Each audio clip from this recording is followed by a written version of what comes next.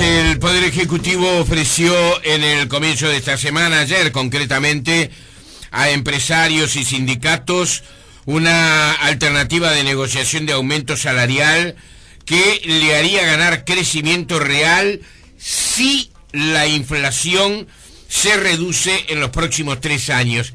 Y ahí empiezan las dificultades para entender bien cómo sería este sistema, ¿verdad?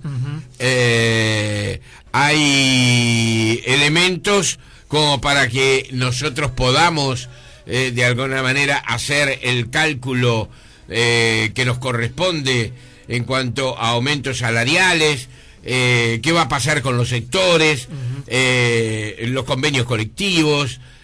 Hay una cantidad de temas como para preguntar que la gente se suele hacer en estas horas. Exactamente, porque comenzó ayer a funcionar el Consejo Superior Tripartito y están sobre la mesa los lineamientos de ajuste salarial.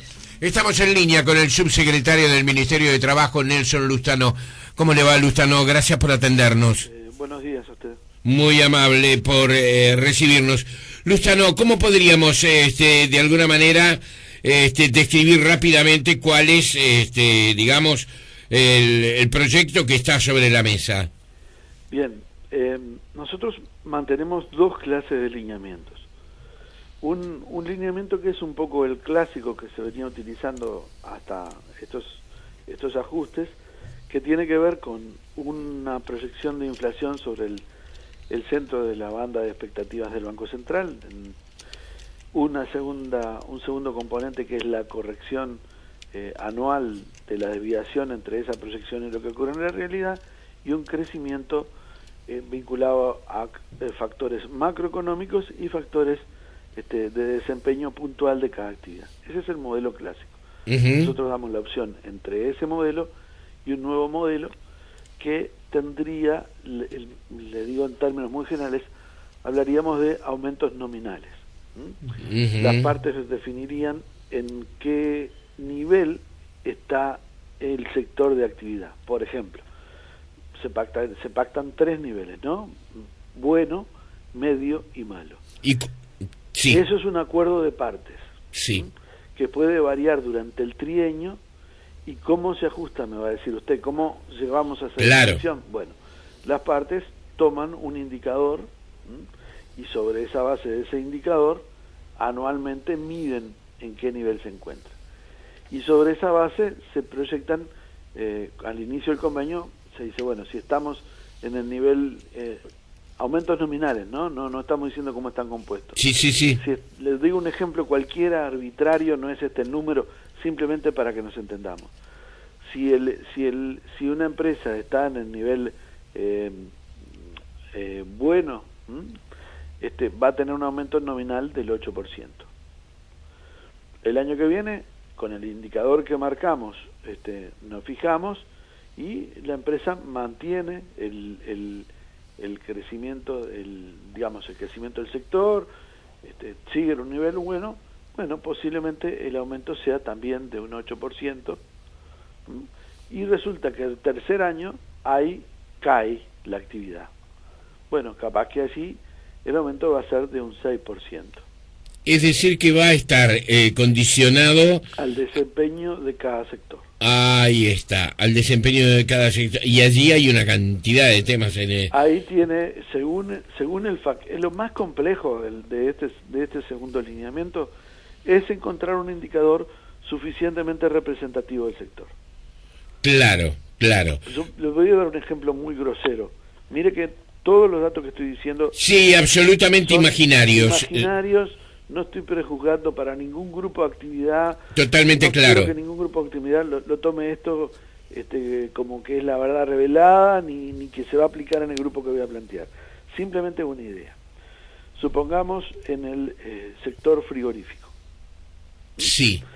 En frigorífico, estamos hablando de las grandes plantas, ¿no? Sí. No estamos hablando ni del chacinado ni del sector de pollos, ¿no? Los grandes animales, la faena de grandes animales. Sí.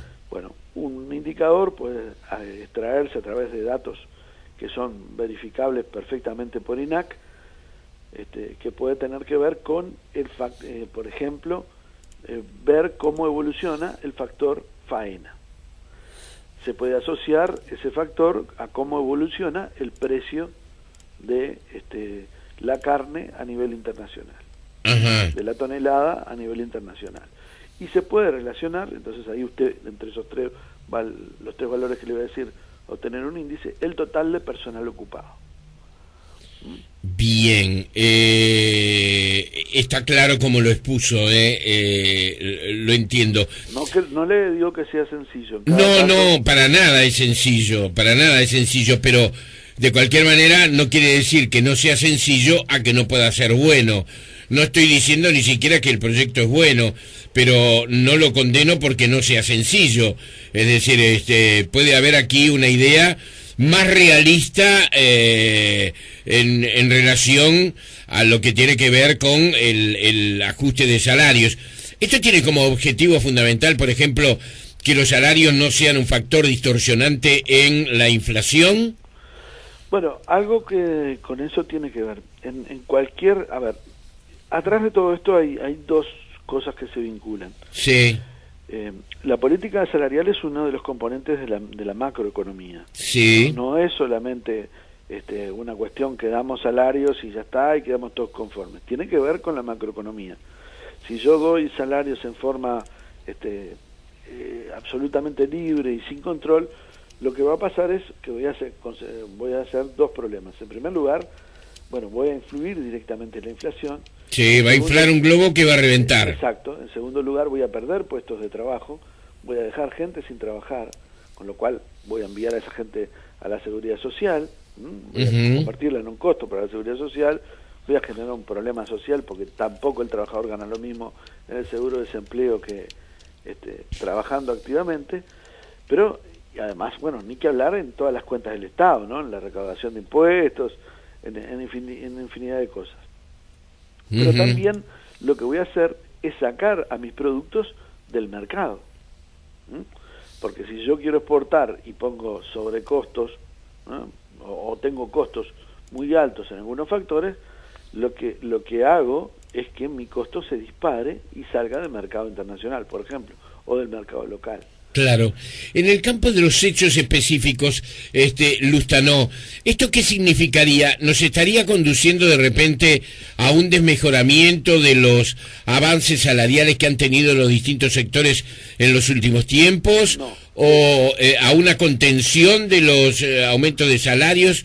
No. ¿A dónde nos llevaría? No, mire, en principio, a ver, eso sí que lo quiero dejar bien claro. Sí. No va a suponer ningún desmejoramiento de ningún salario de ningún trabajador. ¿Por qué? Porque en las dos fórmulas de lineamiento lo que está garantizado es el mantenimiento del salario real. El salario real es el poder de compra que tienen los trabajadores con su salario, ¿no? Para decirle una explicación que la entienda todo el mundo, ¿no? Sí, sí. Yo con lo que cobro, puedo comprar lo mismo que lo que debería de cobrar después que venga mi aumento salarial. O sea que la inflación no me detraiga el poder de compra que yo tengo. Claro. Eso está lo más lejos del Poder Ejecutivo. Lo que nosotros pretendemos es mantener el poder de compra de los trabajadores, mantener el salario real, pero además de mantener el salario real tenemos un segundo objetivo que es claro y es también de alguna manera no cerrar los ojos y ver que tenemos un comportamiento regional complicado, un comportamiento mundial complicado. Europa no logra salir de su crisis, Estados Unidos sigue ha mejorado, Estados Unidos está mejorando, pero lento. Pero muy lento. Sí, no da ninguna garantía. Para que usted sintiera los efectos de Estados Unidos, tiene que ser tremendo, es decir, el empuje de esa economía entiendo. Tiene que ser tremendo, ¿no? Claro. Figúrese que, mire, los datos inflacionarios de Estados Unidos son bajísimos, pero claro, si tiene el consumo ultra reducido. Sí. Una economía en recesión es de esperar que le acontezca eso, ¿no? Y eso de alguna manera frena un volumen de negocios importantes en el mundo donde también nosotros estamos involucrados. Entonces, mirando todo ese panorama regional, internacional, algunos sectores estratégicos que tiene Uruguay que eventualmente de alguna manera pueden ser afectados. Bueno, si no tomáramos algunas precauciones, correríamos el riesgo de afectar justamente empleo. Estamos poniendo las barbas en remojo, entre otras cosas. Estamos tomando una acción preventiva, le diría. Bien. Lustano, más allá de la recuperación de alguna manera por IPC, el salario real va a estar entre un 0 y 3% respecto al aumento. En la primera hipótesis, en el primer lineamiento, claro, se espera que el crecimiento anual esté entre un 0 y un 3%. En el lineamiento, aclaro esto siempre, en el lineamiento del Poder Ejecutivo. Sí, claro. Porque las partes pueden convenir después otra negocian cosa por entre encima, y el Poder Ejecutivo queda en franca minoría. Ustedes saben que esto se produce, no es como antes, que el Poder Ejecutivo, digamos, no homologaba el acuerdo, claro, no lo convertían en decreto y le sacaba los efectos de Argabón. En este caso, empresarios y trabajadores pueden ir por encima de la pauta del gobierno de 0 a 3. En la primera hipótesis podrían ir. Nuestra sugerencia, por decirlo de alguna manera, sacando el nombre de lineamientos, es que se muevan entre un 0 y un 3. Bien. Pero si un sector tiene respuesta suficiente para dar un plus, tampoco nosotros vamos a hacer un obstáculo para eso, ¿no? Siempre sumado a la recuperación por IPC, esto está claro. Y en el El segundo... IPC, yo le diría al IPC, lo que nosotros tenemos que decir es el mantenimiento del salario real. Claro, bien. claro. ¿Y en el segundo caso cómo sería? En el segundo caso son aumentos nominales, es decir, yo doy un aumento y tengo cláusulas dentro del convenio colectivo que garantizan que si no tengo el desempeño que preví, hay un correctivo a la finalización del convenio. Uh-huh. Y baja el nivel de, a ver si lo entendí bien, Lustano, y baja o puede bajar el nivel del crecimiento salarial. Claro, no, puede bajar o subir. Vamos a hacer las dos hipótesis. Sí. Supongamos que yo le doy un aumento del 9%, el aumento nominal del 9%. Uh-huh. Y en nuestra fórmula prevemos, en la fórmula que firmamos el convenio, que va a haber un crecimiento para ese sector del 2% en el año. Uh-huh. Resulta que la inflación no se sitúa desciende y la inflación queda en el 6%. Bueno, ese año usted creció un 3%. ¿De acuerdo? Sí. Ganó más de crecimiento de salario real. Uh-huh. Al año siguiente, de pronto se produce el fenómeno inverso, que en lugar de la inflación, que de alguna manera visualizábamos que iba a estar en el 7%, subió al 8% y usted solo ese año ganó un 1%. Uh-huh. Las correcciones finales, perdóneme, las correcciones finales de las previsiones son al final del convenio. Ahí está. Es otra diferencia con el modelo clásico. Vendría a ser el último año, ¿verdad? El tercer año, exactamente. Ahí está, el tercer año. Luciano, aquí nos escribe un oyente, Martín, y nos dice que no va a existir eso de que las empresas den por encima de lo establecido, por más brillante que sea su situación, porque luego si cambia la situación, no va a ser aceptado ni por los gremios ni por el Ministerio de Trabajo. ¿Está clara la pregunta lo que dice? No está claro. Bueno, por ejemplo, una empresa... No la comparto, ¿no? Si es una afirmación, no la comparto. Y te voy a decir, a uno la negociación colectiva siempre lo sorprende. Y en sectores de repente que a uno le parece que no lo pueden dar, lo terminan dando. Si es una afirmación la del oyente. Sí, es una afirmación. Lo que quiere decir es lo siguiente. Si una empresa está en un momento brillante, ¿verdad? Sí. Y dice, bueno, voy a dar un... tan arbitrario como los ejemplos que usted daba. 15% de aumento, ¿verdad? Pero después viene la mala, viene digamos, por situaciones que también podemos imaginar. Bueno, ese sector es afectado y cae. Correcto, cuando viene el próximo ajuste. Ahí está. Bien. No le va a ser aceptado ni por el gremio ni por el Ministerio de Trabajo esa realidad, según Martín. Bueno, que me disculpe el oyente, pero sí les ha aceptado, porque los convenios tienen cláusulas de salvaguarda. Bien. Y las cláusulas de salvaguarda, una de las que nosotros, por ejemplo, proyectamos, es otro ejemplo, pero por esto es muy puntual. Sí. Unas están vinculadas al desempeño de la inflación. Nosotros estamos sugiriendo que si hubiera un descontrol de la inflación, por ejemplo, y se subiera al 15%, sí, el convenio debería ser rediscutido. Bien. Y eso se incorpora como una cláusula del convenio y acciona como la cláusula del convenio. Y yo, que tengo algunos años en este tema, antiguamente se establecían unas cláusulas que se llamaban las cláusulas gatillo, que hacían que en determinado desempeño económico se accionaran complementos o, a su vez, detrimentos de los ajustes conforme hubiera ciertos comportamientos de determinadas variables económicas. Está bien explicado, Lustano. Quiere decir que Martín puede tener ahora la tranquilidad de esa que usted le señalaba. ¿Hay algún otro punto que formular, María José? Sí, hay algún punto con respecto al salario mínimo nacional que también se fijó, bueno, en este sentido.